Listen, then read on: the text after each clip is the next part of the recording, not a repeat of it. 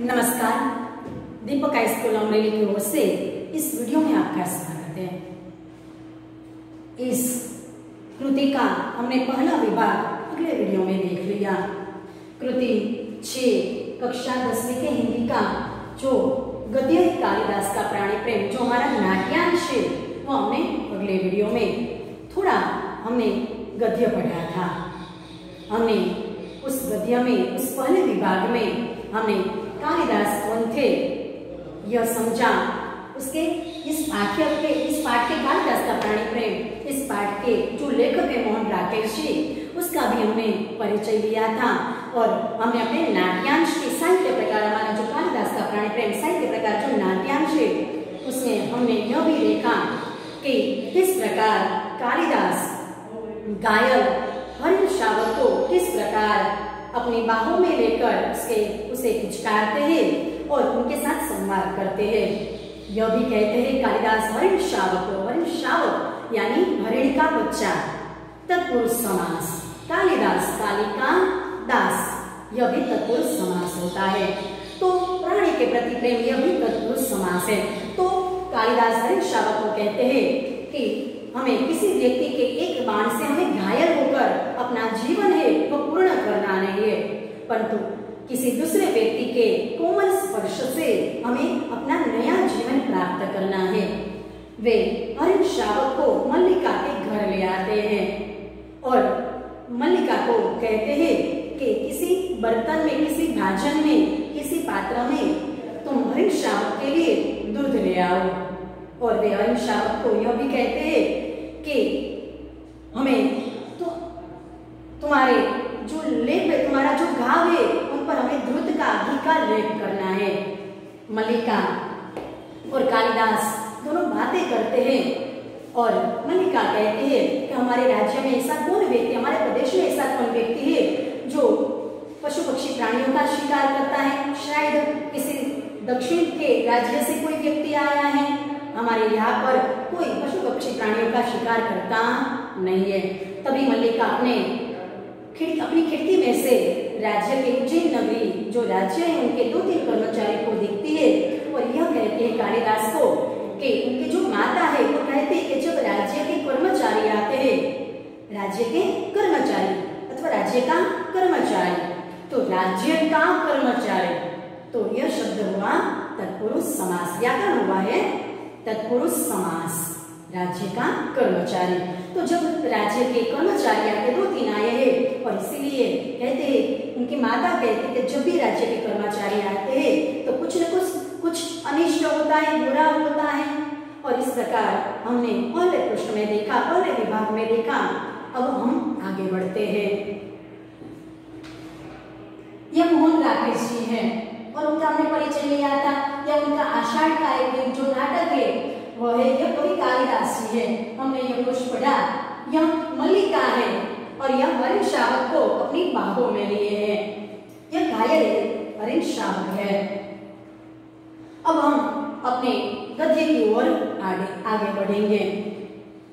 कालिदास कालिका दास, तत्पुरुष समास, संस्कृत साहित्य के महान ऐसे कवि कालिदास हरिण शावक को कहते हैं कि हम पहले से सुखी हैं, हम पहले से ज्यादा सुखे, क्योंकि उनके जो घाव है, उनका जो वहां से लहू टपक रहा था, वहां पर दूध का घी का लेप किया गया और उन्हें दूध भी पिलाने की कोशिश कर रहे हैं। तो वे उन्हें हरिण शावक के साथ बात करें, इसलिए हम शब्द का प्रयोग किया गया है। हमारी पीड़ा धीरे धीरे दूर हो रही है। पीड़ा यानी दर्द, दुख धीरे धीरे दूर। तो धीरे धीरे जो शब्द है वो अव्ययी भाव समास है। एक ही शब्द एक दूसरी बार जो दोबारा पुनरावर्तन किया गया है और इसीलिए बनता है अव्ययी भाव समास। अव्ययी भाव समास 4 रीत से बनता है, उसमें से एक रीत है एक ही शब्द दोबारा आता है, पूर्वपदी उत्तरपद होता है। तो हरिण शावक को कहते हैं कि धीरे धीरे तुम्हारी पीड़ा दूर हो रही है, हम स्वस्थ हो रहे हैं। न जाने इसकी रुई जैसे कोमल शरीर पर उसे बाण छोटे बना कैसे। तो कालिदास कहते हैं कि कौन ऐसा व्यक्ति है कि जिसने इस हरिण शावक के रुई यानी मुलायम जो शरीर है उन पर उससे बाण छोड़ते हैं, इस प्रकार उनका जीव चला। वह कुलांच भरता मेरी गोद में आ गया। कुलांच भरना यह मुहावरा है। कुलांच भरना यह मुहावरा है। अर्थ होता है चौकड़ी भरना।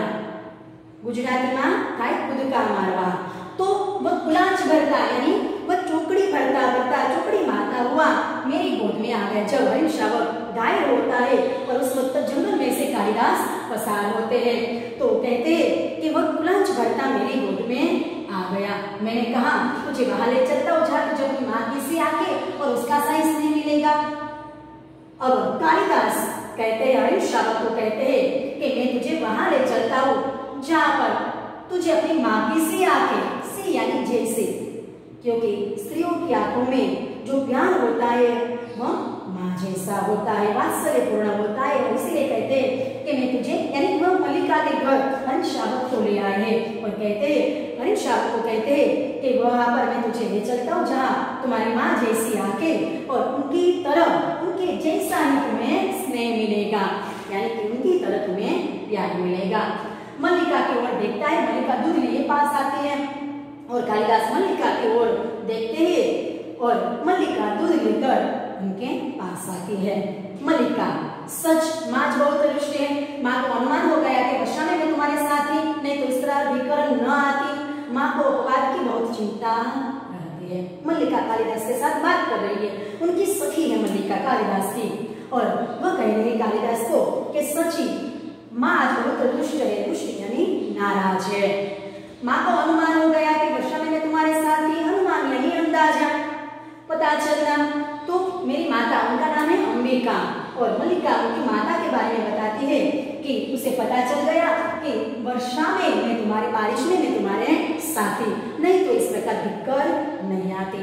क्योंकि मल्लिका की माँ को कालिदास और जो मल्लिका दोनों साथ रहे वो उसे साथ रहे वो उसे पसंद नहीं था और इसीलिए मल्लिका की माँ उनसे बहुत ही रुष्ट है। माँ को अपवाद की बहुत चिंता रहती है। अपवाद यानी निंदा। लोग जो निंदा करते हैं, बुराई करते हैं और उसकी मल्लिका की माता को चिंता रहती है। कालिदास दूध मुझे दे दो और इसे बाहों में ले लो। मल्लिका को कालिदास कहते हैं कि यह दूध का जो बर्तन है वो मुझे दे दो और इसे अपनी बाहों में ले लो। हमने थोड़ी देर पहले उसकी जो तस्वीर देखी थी, यह तस्वीर कि किस प्रकार मल्लिका हरिण शावक को अपनी बाहों में ले लेती है। क्योंकि मल्लिका एक स्त्री है और स्त्री के पास बहुत ही वात्सल्य भरा होता है और इसीलिए हरिण शावक को अपनी माता का प्यार मिले, माता जैसा प्यार मिले और इसीलिए मल्लिका को हरिण शावक दे देते हैं। तो ये तस्वीर हमने देखी। आगे बढ़ते हैं।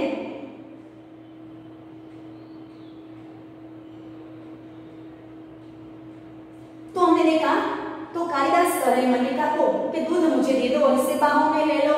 दूध का भाजन उसके हाथ से ले लेता है। मल्लिका हरिण शावक को बाहों में लेकर उसका मुंह दूध के निकट ले जाती है और कालिदास दूध का जो बर्तन है, भाजन है यानी बर्तन है, पात्र है, उसके हाथ से ले लेते हैं और मल्लिका हरिण शावक को अपनी बाहों में लेकर उसका मुंह दूध के निकट, दूध का जो बर्तन है उनके निकट ले जाती है। कालिदास भाजन को उसके ऊपर निकट कर देता है, बर्तन को हरिण शावक के मुंह के नजदीक कर देते हैं। हम दूध नहीं पिएंगे तो हम दूध नहीं पिएंगे क्योंकि हरिण जो शावक है वो अपना मुंह बर्तन की ओर बढ़ा नहीं रहा और इसलिए कह रहे हैं कि क्या हम दूध नहीं पिएंगे? नहीं, हम ऐसा हट नहीं करेंगे, हम दूध अवश्य पिएंगे ना। हमें ऐसी जिद, हमें ऐसा हट नहीं करना है, हमें दूध अवश्य पीना है और हम दूध अवश्य पिएंगे। राजपुरुष दंतुल ड्योढ़ी में आकर द्वार के पास रुक जाता है। जब यहाँ पर हम तस्वीर देखे कालिदास और यह कालिदास की आषाढ़ का एक दिन उनका जो नाटक है उनमें से यह लिया गया है। यह कालिदास है और यह मल्लिका है, यह हरिण शावक है, गायक हरिण शावक और दोनों मिलकर उसे दूध पिला रहे हैं। यह तस्वीर यहाँ पर दी गई है। कालिदास और मल्लिका दोनों मिलकर उसे दूध पिला रहे हैं। तो उसी वक्त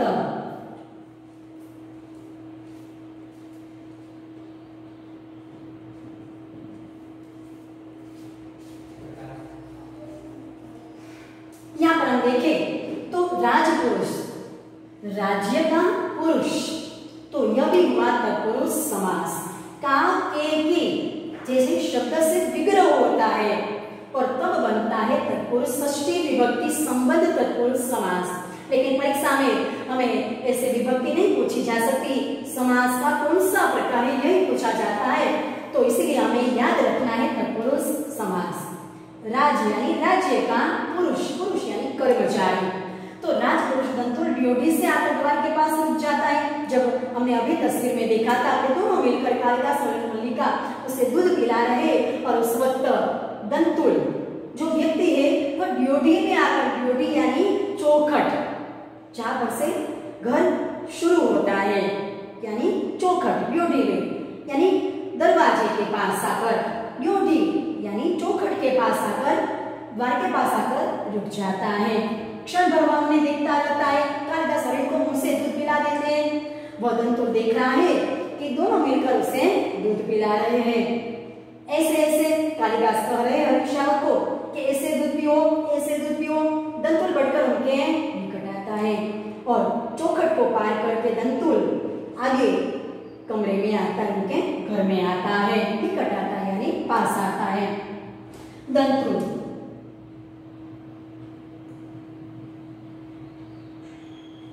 दंतुल दूध पिलाकर इसके कोमल मांस को और कोमल कर लेना चाहते हो।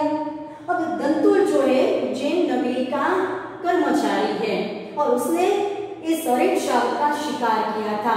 उनका ही बाण हरिण शावक को लगा था और वह दंतुल वहां पर आता है और यह कहता है कि क्या दूध पिलाकर इनका जो कोमल मांस है उनको क्या ज्यादा कोमल करना चाहते हो, मुलायम करना चाहते हो। कालिदास और मल्लिका चौंक कर उसे देखते हैं। कालिदास और मल्लिका चौंक कर आश्चर्यचकित होकर, उसे पता नहीं था कि कोई व्यक्ति उनके घर में आ गया है और इसीलिए आश्चर्यचकित होकर उसे देखते हैं। मल्लिका हरिण शावक को लिए थोड़ा पीछे हट जाते हैं।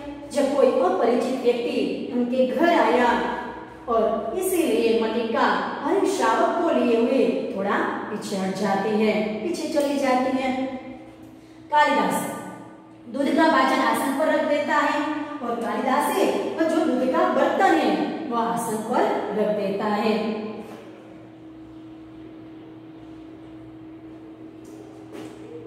कालिदास जहां तक मैं जानता हूं हम लोग परिचित नहीं है। कालिदास उस व्यक्ति से कहते हैं, दंतुल से कहते हैं कि जहां तक मैं जानता हूं हम लोग परिचित नहीं है, यानी कि हम लोग अपरिचित हैं, हम एक दूसरे को पहचानते नहीं है। तुम्हारे एक अपरिचित घर में आने का साहस कैसे हुआ? क्योंकि मल्लिका का जो घर था वह भी दंतुल के लिए, इस व्यक्ति के लिए अपरिचित था, जिसे पहचानते नहीं थे और इसीलिए उनके घर में किस प्रकार आ जाना, किस प्रकार उनका साहस हुआ, किस प्रकार उनका हिम्मत हुई, उनकी हिम्मत हुई। दंतुल एक बार मल्लिका की ओर देखता है, फिर कालिदास की ओर। दंतुल एक बार मल्लिका की ओर देखता है, वो यानी तरफ, और एक बार कालिदास की तरफ। दंतुल कैसे आकस्मिक बात है, कैसा ही प्रश्न मैं तुमसे पूछना चाहता था। दंतुल कहते हैं कालिदास को, दंतुल कहता है कालिदास को कि कैसी आकस्मिक बात है, आकस्मिक यानी अनायास, अचानक, सहसा। तो यही बात मैं तुम्हें पूछना चाहता था। दंतुल कहता है कैसे आकस्मिक यानी अनायास, अचानक बात है कि ऐसा ही प्रश्न मैं तुम्हें पूछना चाहता था।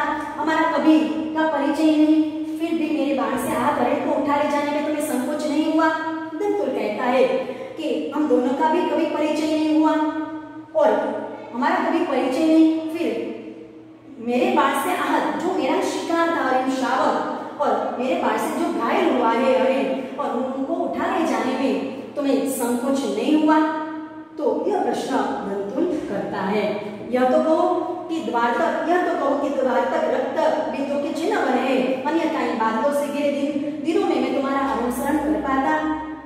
दंतुल कालिदास को कहता है कि अपरिचित थे दोनों, एक दूसरे का परिचय कभी भी नहीं हुआ है और इसीलिए कहता है कि यह तो कहो कि रक्त के जो बिंदु थे, हरिण शावक घायल हुआ था, उनका दंतुल का बाण लगा था उसे और उसी कारण उनके शरीर में से लहू टपक रहा था, बहुत ही लहू टपक रहा था और इसीलिए जब कालिदास ने मल्लिका के घर ले आ रहे होते, उस वक्त उनके शरीर में से लहू के रक्त के बिंदु वह टपक रहे थे और उनकी निशानी को रखकर, उनकी निशानी को चिन्ह यानी निशानी को देखकर वे जो दंतुल है उनके पीछे पीछे आया था। तो वो यह कह रहा है कि यह तो कहो कि द्वार तक रक्त बिंदु के चिन्ह बने, उनके लहू के जो बूंद है वो गिरी है वहां पर, अन्यथा लेकिन परंतु ऐसा शब्द होता है अन्यथा बादलों से घिरे दिनों में मैं तुम्हारा अनुसरण कर पाता, लेकिन जो यह मौसम है वह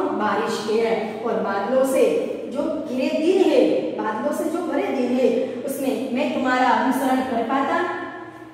उस दिनों में यानी पहला जो मैं है वह एक मात्रा अनुस्वार है तो भीतर, और दूसरा जो मैं है दो मात्रा और अनुस्वार है, उनका अर्थ होता है मैं यानी हूं। तो बादलों से घिरे दिनों में मैं तुम्हारा अनुसरण कर पाता, अनुसरण यानी पीछे आना, पीछा करना। तो दंतुल कहता है कालिदास को कि यह बारिश का मौसम है और बारिश के मौसम में क्या मैं तुम्हारे पीछे पीछे आ सकता था, लेकिन यह रक्त की जो बूंदे है इसी कारण यह देखकर मैं तुम्हारे पीछे आया हुआ था। यह हमने अभी तस्वीर देखी, यह दंतुल है, यह दंतुल है उज्जैनी नगरी के राज्य का कर्मचारी और यह कालिदास है। अब कालिदास दंतुल को कहते हैं कि देख रहा हूं कि तुम इस प्रदेश के निवासी नहीं हो, मैं देख रहा हूं कि तुम इस प्रदेश के निवासी नहीं हो, हमारा जो प्रदेश है, हमारा क्षेत्र है, हम जहाँ पर रह रहे हैं उनके तुम निवासी नहीं हो, यानी कि तुम यहाँ पर नहीं रहते हो।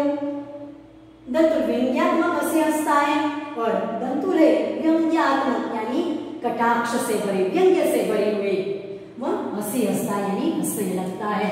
दंतुल मैं तुम्हारी दृष्टि की प्रशंसा करता हूँ, मेरी वेशभूषा इस बात का परिचय देती है कि मैं यहाँ का निवासी नहीं हूँ। दंतुल कहता है कालिदास को कि मैं तुम्हारी दृष्टि की दृष्टि यानी नजर, मैं तुम्हारी नजर की प्रशंसा करता हूँ, क्योंकि मेरी जो वेशभूषा है, वेशभूषा यह जो शब्द है और वह व्याकरण है और बनता है द्वंद्व समास, वेशभूषा, वेश और भूषा।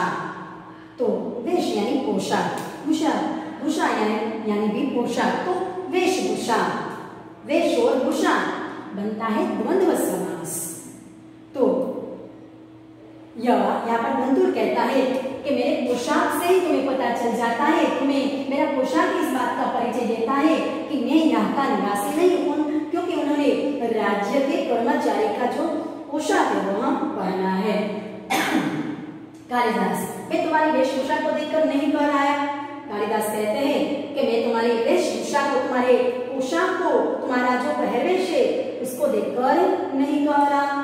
दंतुल तो क्या मेरे ललाट की रेखाओं को देखकर, दंतुल कहता है तो क्या मेरे ललाट की रेखाओं, ललाट यानी कपाल, ललाट का अर्थ होता है कपाल, तो उसका तीसरा समानार्थी है भाल शब्द, भाल। तो क्या मेरे कपाल की रेखाओं को देखकर तुम कह रहे हो कि मैं इस प्रदेश का निवासी नहीं हूँ। जान पड़ता है चोरी के अतिरिक्त सामुद्रिक का भी अभ्यास करते हो। दंतुल उन पर, कालिदास पर आरोप लगाता है। तो यहाँ पर कह रहा है कि चोरी के अतिरिक्त तुमने मेरे शिकार को चोरी किया, ले गया, तुम मेरे शिकार को चोरी किया और उसके सिवा, अतिरिक्त यानी सिवा, तुम सामुद्रिक का भी अभ्यास करते हो। सामुद्रिक यानी ज्योतिष विद्या, सामुद्रिक का होता है ज्योतिष विद्या। तो क्या तुम ज्योतिष जानते हो? तुम्हें मेरे पोशाक पर से नहीं यही पता चल गया। उल्टा चोर, यहाँ पर कहाँ बदले सकते हैं, उल्टा चोर कोटवार को डांटे, यानी चोरी खुद करता है और वह खुद कालिदास को डांट रहा है। मल्लिका चोट खाई से कुछ आगे आती है। मल्लिका को यह अच्छा नहीं लगा जब कालिदास ने यह कहा, तो मानो कि उसे चोट लगी हो, उसके हृदय को चोट लगी हो और इस प्रकार चोट खाई जैसी वह कुछ आगे आती है। मल्लिका तुम ऐसा लांछन लगाते लज्जा नहीं आती? मल्लिका उसे कहती है, दंतुल को कहती है, उस अपरिचित व्यक्ति भी नाम का उसे पता नहीं है और इसीलिए वह कहती है कि तुम्हें कालिदास पर, इस व्यक्ति पर, इस पर कालिदास इसका नाम नहीं बोल रही है, लेकिन यह कह रही है कि तुम्हें ऐसा लांछन लगा के लज्जा नहीं आती। लांछन यानी आरोप, लज्जा यानी शर्म, उसका विरुद्धार्थ होता है निर्लज यानी बेशर्म। तो तुम्हें इस व्यक्ति पर आरोप लगाते हुए लज्जा नहीं आती? एक तो उसने खुद इस हरीश शावक को बचाया और तुम यह कह रहे हो। दंतुल, क्षमा चाहता हूँ देवी, परंतु ये हरीश शावक जिसे बाहों में लिए है मेरे मान से आहत हुआ है। दंतुल कहता है कि मल्लिका को कहता है क्षमा चाहता हूँ देवी, परंतु यह हरीश शावक जिसे आप बाहों में लिए है, अभी आपके जो बाहों में हरीश शावक है, शावक यानी बच्चा, हरिणी का बच्चा, तत्पुरुष समास, तो जिस हरिण के बच्चे को अपने बाहों में लिया हुआ है वह मेरे बाण से घायल हुआ है, इसलिए यह मेरी संपत्ति है, मेरी संपत्ति मुझे लौटा तो देगी, और यह इसी कारण मेरी संपत्ति, मुझे मेरा हक उन पर ज्यादा है, और यह मेरी संपत्ति, हरीश शावक को उसने संपत्ति कहा, उसमें संवेदना भरी हुई नहीं है, और इसलिए कहता है कि मेरी संपत्ति आप मुझे लौटा तो देगी। कालिदास, इस प्रदेश में हरिणों का आखिर नहीं होता राजपुरुष। कालिदास ने यह कहा कि हमारा जो प्रदेश है वहां पर पशु पक्षी प्राणियों का कभी भी शिकार होता नहीं, और तुमने जो शिकार किया और उसी पर से मैंने अनुमान लगाया कि तुम इस प्रदेश के निवासी नहीं हो। तो कालिदास कहते हैं कि इस प्रदेश में हरिणों का आखेट नहीं होता। आखेट यानी शिकार, आखेट का अर्थ होता है शिकार, और उसकी जो कर्तुवाचक संज्ञा होती है वो होती है आखेटक यानी शिकारी। आखेटक यानी शिकारी। परीक्षा में पूछा जाता है कर्तुवाचक संज्ञा में, तो आखेट यानी शिकार और आखेटक यानी शिकारी। तो कालिदास जी कहते हैं कि हमारे विस्तार में हरिणों का शिकार नहीं होता राजपुरुष। राजपुरुष, राज का पुरुष अथवा राज्य का पुरुष, तत्पुरुष समास। हमारे प्रदेश में हम पशु पक्षी प्राणियों का शिकार नहीं करते। तुम बाहर से आए हो इसलिए इतना ही पर्याप्त है कि हम इसके लिए तुम्हें अपराधी न माने। कालिदास जी कहते हैं कि तुम बाहर से आए हो, बाहर गुजराती में हम बाहर बोलते हैं, लेकिन हिंदी में हमें बाहर बोलना होता है। तो कालिदास कहते हैं तुम बाहर से आए हो इसलिए इतना ही पर्याप्त है, तुम्हारे लिए इतना ही पर्याप्त यानी काफी है कि हम इसके लिए तुम्हें अपराधी न माने, क्योंकि तुम्हें शायद पता न हो कि हमारे विस्तार में हम पशु पक्षी प्राणियों का अपराध, उनका शिकार नहीं करते, और यह तुम्हें मालूम नहीं है, और इसी कारण हम तुम्हें अपराधी नहीं मानते। अपराधी यानी गुनहगार, दोषी, मुजरिम, अपराध करने वाला। शब्द समूह के लिए एक शब्द है अपराधी। अपराध यानी गुनाह, तो अपराध करने वाला।